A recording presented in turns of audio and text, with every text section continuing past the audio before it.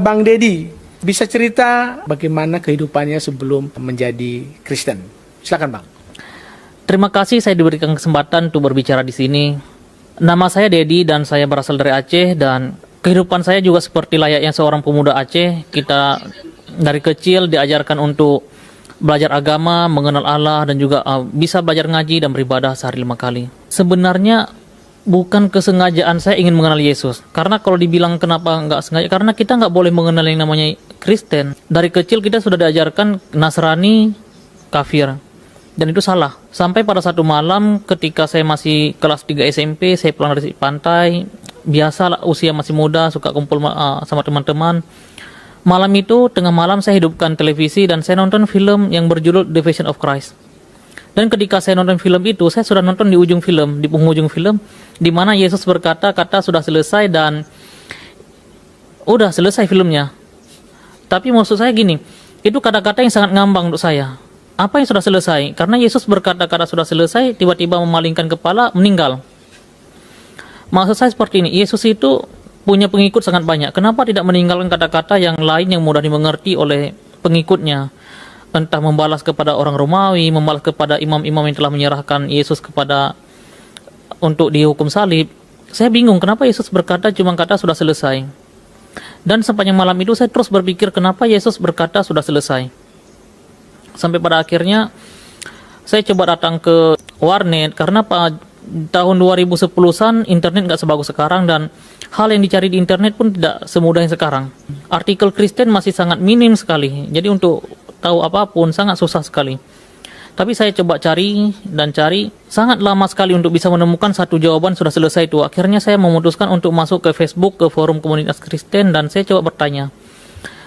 Saya memperkenalkan nama saya Dedi Saputra, saya dari Aceh, dan saya ingin sekali untuk tahu kenapa Yesus berkata sudah selesai.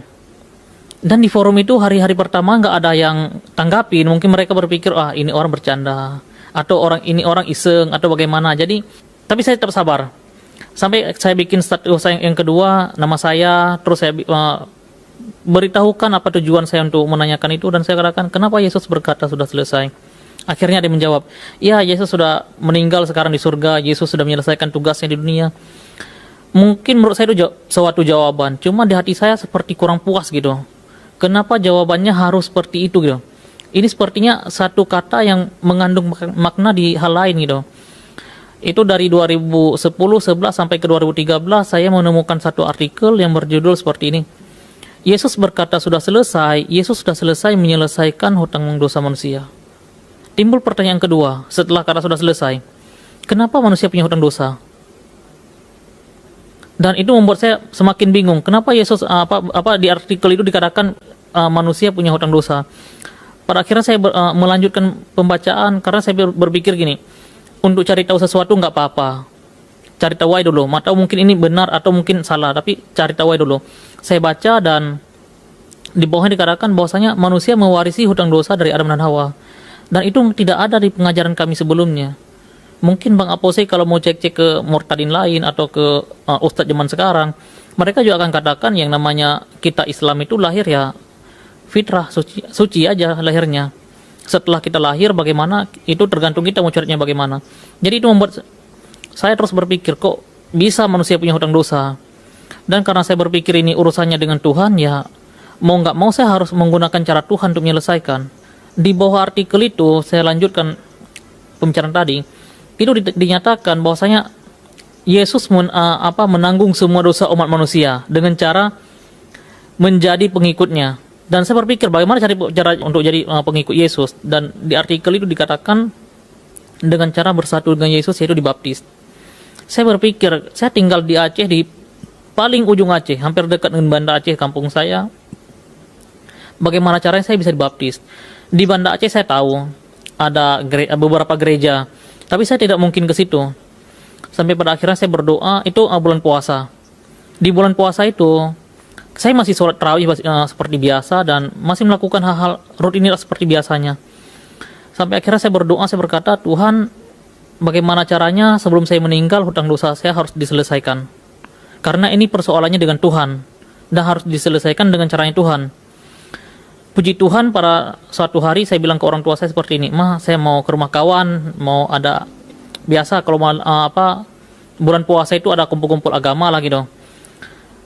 Sebenarnya saya nggak ikut acara itu, melainkan saya pergi jauh ke Medan dengan cara sebelum malam itu saya menulis di salah satu komunitas Kristen di Facebook. Saya katakan gini, saya selalu memperkenalkan diri dan tujuan saya, dan di akhir itu saya katakan saya ingin dibaptis, bagaimana caranya. Setelah saya berdoa itu lama sekali, sampai udah tengah malam baru ada yang balas satu pesan saya di Facebook, dan dia katakan, "Bang, ini alamat pendeta saya, namanya ini, alamatnya ini, beliau itu tinggal di sini." Dan sebelum itu saya belum pernah ke Medan sebenarnya.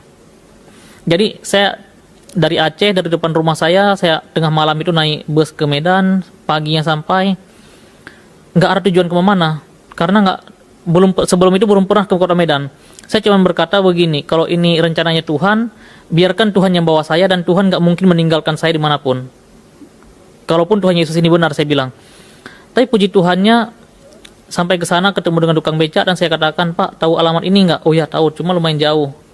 "Ya udah Pak, tolong bawa saya ke sana." Tanpa janji, saya belum pernah menelpon Pak Pendeta itu, tapi memberanikan diri untuk datang, dan puji Tuhan Pak Pendeta itu menerima saya dengan tangan terbuka. Karena kata tukang beca itu nggak ada angkot yang ke sana. Sebenarnya ada, dan harganya lebih murah. Ibarat kata ya hari itu saya kena apesnya, dibohongin sama tukang beca. Tapi nggak apa-apa, puji Tuhan saya boleh sampai ke depan rumah Pak Pendeta itu. Pak Pendeta itu seperti kaget, shock, karena waktu saya turun dari beca, sepertinya Pak Pendeta itu sama istrinya baru pulang dari pasar. Jadi Pak Pendeta itu berpikir, kok ada orang ini di depan rumah, siapa gitu. Dan saya cuma bilang gini, "Pak, perkenalkan nama saya ini, saya dari sini. Jemaat Bapak memberikan nomor HP Bapak dan alamat Bapak ke saya supaya saya bisa belajar lebih dalam lagi sama Bapak." Cuma saya lihat sepertinya Bapak itu kaget gitu, sepertinya nggak siap untuk menerima saya, dan Bapak itu berkata, "Ya udah, kita masuk aja dulu, sarapan aja dulu." Dan saya perhatikan hari pertama berlalu, hari kedua berlalu. Akhirnya saya dikasih satu Alkitab, dan waktu dikasih Alkitab itu saya buka karena sebelumnya saya nggak pernah pegang Alkitab. Jadi begitu saya pegang, saya temukan satu ayat di Filipi 1:21 menyatakan, "Bagiku hidup adalah Kristus dan matilah keuntungan." Itu ayat pertama yang saya buka Alkitab, dan itu ayat pertama yang saya temukan. Dan berlanjut sampai hari kelima, saya lihat sepertinya Pak Pendeta masih shock saya di rumah Pak Pendeta itu. Sampai pada akhirnya saya berkata, "Pak, tujuan saya ke sini, saya mau dibaptis supaya hutang dosa saya selesai dan saya boleh punya damai sejahtera untuk pulang ke kampung." Puji Tuhannya, setelah melalui percakapan yang panjang lebar, akhirnya hari kelima itu saya dibaptis. Karena saya ngotot kalau saya harus dibaptis. Karena yang saya tahu untuk menyatu dengan Yesus harus dibaptis. Saya murni, karena saya murninya belajar dari artikel. Hanya tahu ya buka artikel, buka artikel. Pokoknya setiap pulang sekolah saya pasti ke warnet. Setiap pulang sekolah saya mewajibkan diri ke warnet untuk baca beberapa artikel. Dan saya memperhatikan semua artikel itu menekankan satu hal, untuk bersatu dengan Yesus harus dibaptis. Jadi tujuan saya jauh-jauh cuma itu aja, dibaptis. Puji Tuhannya, setelah belajar lebih dalam lagi, ya memang ada baiknya untuk mengenal lebih dalam dulu. Puji Tuhannya, waktu saya pulang itu semuanya berjalan dengan baik. Bulan pertama, bulan kedua, sampai bulan ketiga. Dan waktu saya pulang dari Medan itu, saya bawa pulang satu Alkitab kecil. Saya selalu buka Alkitab itu. Kalau mama saya bilang, "Nanti kamu ke sawah ya, lihat air." Atau "Nanti kamu kemana ya." Kemanapun saya pergi, saya selalu masukin Alkitab di pinggang saya ini, saya masukin. Jadi nanti kalau di tempat yang sudah sepi, sunyi, saya baca Alkitab untuk belajar lebih mengenal Yesusnya lagi.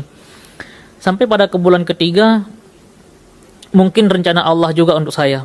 Karena ketika saya pertama sekali baca Alkitab, yang saya temukan ayatnya Filipi 1:21. "Bagiku hidup adalah Kristus dan matilah keuntungan." Dan 3 bulan kemudian saya mengalami hal itu. Di mana pada suatu hari, ketika hari Jumat, saya sambil menunggu jam untuk ke masjid, saya duduk santai dulu di rumah. Karena masjid sama rumah nggak terlalu jauh. Jadi tiba-tiba ada abang sepupu saya masuk ke rumah, langsung periksa kamar saya dan ngacak-ngacakin semua barang yang ada di kamar saya, dan mereka langsung ambil HP saya. Saya langsung berpikir gini, aduh Tuhan, saya nggak pernah punya kesalahan, kok mereka gini ke kamar saya. Cuman hati saya bilang gini, saya ketahuan kalau saya udah masuk Kristen. Akhirnya saya buka kain sarung saya, yang tadi saya mau ke masjid, saya buka kain sarung, baju koko, semua saya buka, dan saya pakai baju kaos. celana levis, saya rebutin HP dan saya cuma berkata, Tuhan, saya harus pergi, saya harus selamat dan saya harus berbuah. Pokoknya bagaimanapun caranya Tuhan harus selamatkan saya. Saya buka pintu, saya lari, padahal di rumah saya itu sudah ramai sekali orang. Dan ini penyertaan pertama dalam kehidupan saya yang saya rasakan dari Tuhan Yesus. Di mana segitu banyaknya orang, mereka tidak bisa satupun mengejar saya. Saya lari, pagar pertama saya lompatin lewat, pagar kedua, puji Tuhannya saya nyangkut di pagar. Tapi puji Tuhan, waktu itu saya tidak mengerti bagaimana rasanya capek dan takut. Pokoknya berlari aja dulu, sampai udah jam 5 sore saya berkata, Tuhan capek. Saya belum makan siang dan juga belum minum. Jadi capek, haus, dan itu ketakutan yang sangat luar biasa yang pernah saya rasakan, di mana kaki saya bergetar, tangan saya bergetar. Dan karena udah nggak sanggup lagi ngapa-ngapain, saya berhenti di bawah pohon pinang, di mana itu hutan lalang, dan saya berdoa gini, Tuhan, saya mau berbuah dan saya jangan meninggal dulu. Bagaimanapun caranya Tuhan harus selamatkan saya. Akhirnya saya kirimkan satu pesan ke salah satu penginjil di Aceh juga. Saya berkata gini, Pak, kalau besok saya nggak ada kabar, tolong Bapak ke kampung saya dan Bapak lihat bagaimana kabar saya. Bapak itu langsung cepat-cepat balas mau nelpon saya nggak bisa, karena waktu itu semua orang coba nelpon saya. Jadi siapapun yang nelpon saya udah susah untuk masuk. Akhirnya saya kirim pesan gini, Pak, saya udah ketahuan. Bapak itu balas pesan saya, bagaimana caranya supaya kami bisa menolong abang. Saya bilang, bagaimanapun caranya penting saya bisa terselamatkan, Pak, karena kerinduan saya harus membagikan apa yang sudah saya terima hari ini. Karena damai sejahtera saya jangan saya nikmati sendiri, tapi harus orang lain juga tahu. Dari jam 5 sore itu berlanjut sampai jam 7 malam. Jam 7 malam puji Tuhannya saya bisa keluar dari hutan itu. Dan selama di hutan itu ada banyak sekali saya lihat orang yang sudah terlalu arogan kelakuannya, melemparkan batu, melemparkan kelapa yang kopong, dan semua jatuh depan saya. Ada yang jatuh di kiri, di depan, kanan. Puji Tuhan, Tuhan lindungi saya, satupun tidak ada yang kena. Saya lihat mereka lewat sambil ngancungin parang seperti ini. Dan saya berpikir, ini hari terakhir saya melihat matahari.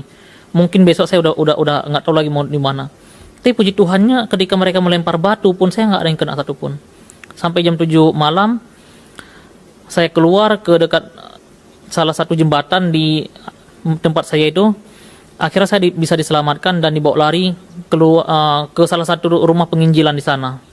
Puji Tuhan selamat, dan subuhnya kita lari lagi ke tempat lain karena harus pergi sejauh mungkin.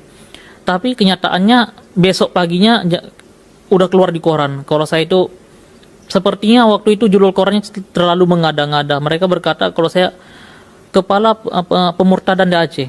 Sedangkan saya pada waktu itu masih anak kecil yang baru belajar. Hari pertama masuk koran, hari kedua juga masuk koran.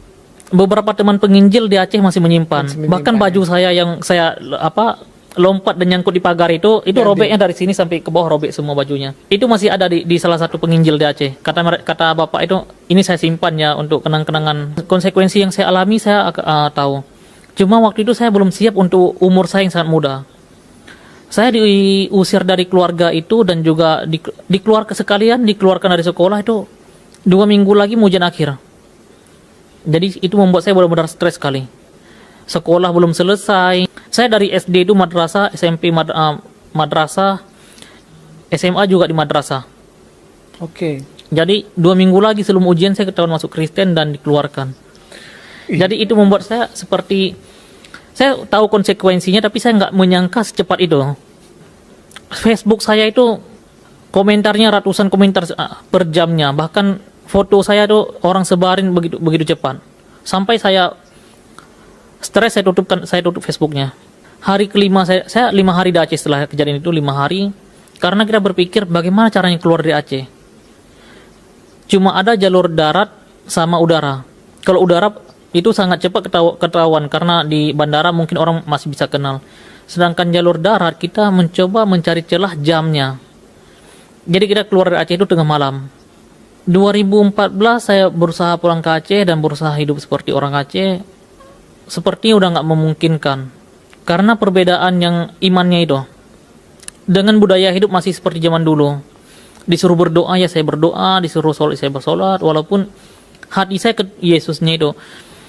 Cuman damai sejahtera yang saya nggak dapat, dan akhirnya saya berbohong lagi dan saya lari lagi dari Aceh.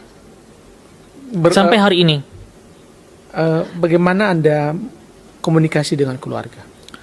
Saya selalu berusaha membangun komunikasi dengan ibu, dengan kedua adik saya. Saya selalu berusaha membangun komunikasi, dan walaupun terkadang terjadi pertentangan, saya selalu berkata, iman boleh berbeda dan mau bagaimanapun perbedaan, tapi darah nggak bisa putus.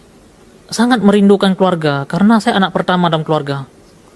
Saya anak pertama dalam keluarga. Ayah saya itu meninggal ketika kedua adik saya masih kecil. Jadi perjuangan saya hidup dengan mama saya, dengan kedua adik saya. Adik saya nomor 3 itu masih usia bulanan bapak saya meninggal. Jadi kerinduan untuk keluarga itu bukan lagi rindu, tapi sangat luar biasa rindu. Sama seperti seorang ibu yang dari Aceh yang berkata, lebih baik kamu mati daripada kamu masuk Kristen. Terus saya nggak pernah benci dari awal saya masuk, karena saya berpikir begini, mama saya melakukan itu karena satu kebenaran, sesuai dengan keyakinannya, dan saya mempertahankan ini juga sesuai dengan kebenaran yang saya yakini. Jadi nggak ada yang salah di antara kami. Hanya yang ada hanya bagaimana ego kami terlalu besar. Makanya saya nggak bisa membenci. Untuk semua orang yang mengejar saya hari itu, saya mau katakan kepada saudara, saya nggak pernah membenci saudara. Apapun yang saudara lakukan pada hari itu, entah memfitnah saya dan berkata kasar kepada saya tidak pernah membenci saudara satupun. Itu sebuah kewajaran untuk saya, dan saudara melakukan itu atas dasar kebenaran juga. Dan saya bertahan di sini juga atas dasar kebenaran yang saya yakin sekarang. Kalau doa, hampir setiap hari berdoa untuk keluarga. Bagaimana caranya Tuhan kita, Yesus, memakai saya atau orang lain untuk memberitakan kasih-Nya kepada keluarga saya. Saya ingat puasa tahun kemarin, mama saya sakit. Adik saya nelpon saya, "Bang, mama sakit, menggigil sekarang. Udah dari pagi dan sekarang masih sakit, udah malam." Saya bilang gini, "Saya akan berdoa. Coba adik ambil air 1 gelas." Saya berdoa dan saya bilang, "Amin." Saya bilang, "Coba kasih air ini ke mama. Saya yakin mama akan sehat besok pagi." Dan kuasa itu terjadi. Dan itu terjadi tahun kemarin. Istri saya sampai kaget. Udah segininya Allah tunjukkan kasih, tapi mama belum bisa sadar. Dan keluarga di sana nggak bisa sadar. Yang mau saya katakan, mama nggak salah mengusir saya. Dan saya juga nggak salah berada di sini. Karena mama melakukan apa yang nggak mama tahu. Kalau di Alkitab kami dikatakan, mama menyembah sesuatu yang nggak mama kenal. Sedangkan saya hari ini menyembah Allah yang saya kenal, Allah yang saya coba cari tahu. Dan itu menurut saya lebih benar daripada yang dulunya. Puji Tuhan, saya merasa saya bertemu dengan beberapa orang yang tepat. Jadi ketika saya pulang ke Aceh, saya bertemu dengan beberapa penginjil di Aceh. Mereka mengajarkan saya untuk bertumbuh seperti yang dikatakan di Yohanes 15 tentang pokok anggur yang benar. Saya harus bersatu terus-menerus dengan Allah, dan saya harus lebih mengenal Allah lagi, dan harus hidup intim dengan Allah.